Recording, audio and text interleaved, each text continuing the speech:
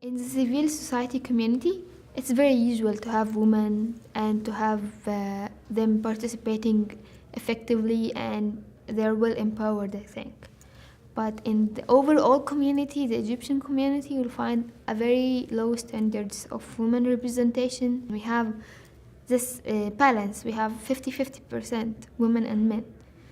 And also when you go deeper to the lower classes in Egypt, we'll find women oppressed, you will find them uneducated, and you will find them having problems with their families. They are not independent financially or even socially.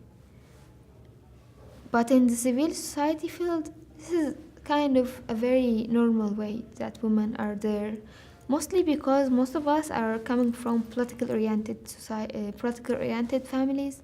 So we are well educated somehow. We are having a good knowledge, and we have access to different practices around the world.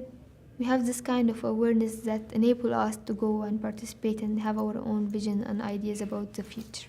And then the less than 2% in the parliament, and in the committee that's supposed to write the constitution, it's 3% percentage, which is, it's not right at all.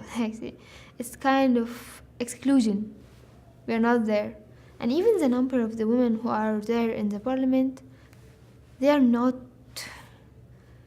empowered. It's just kind of having this decoration for the parliament to have 10 women or less. And also 2 of them are assigned, they are not elected.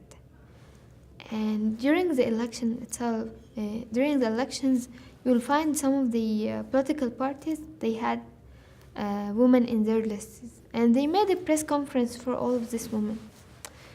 And one of the women who are supposed to go and run for the office, she said, I believe that women shouldn't run for office.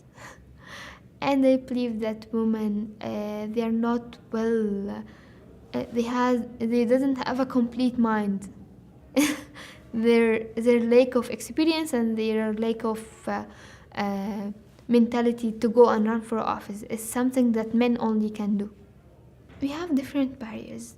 We can start it with women themselves. They are not well confident that they can go and run for office. And we have another barrier concerns the culture in the society that hardly accept a woman which is well accomplished and is well educated, and they will just say, okay, maybe you can just stay at home. And the third one would be that people will not go and vote for women, maybe because of the culture ideas, and also maybe because of some of the economic problems that some of the people in Egypt will think that if there is a woman who are going out and work, maybe a man can go and work. But I do think that if we can do something concern the culture part, this can solve the problem, because people will just understand that there is no kind of discrimination. We are all equal, and if a man can do something, women also can do it. And I think when you find a very good model of women or women in the society, or even from the outside communities, which is well accomplished, and you can present them to society, they will accept it, and they will try to interact with her.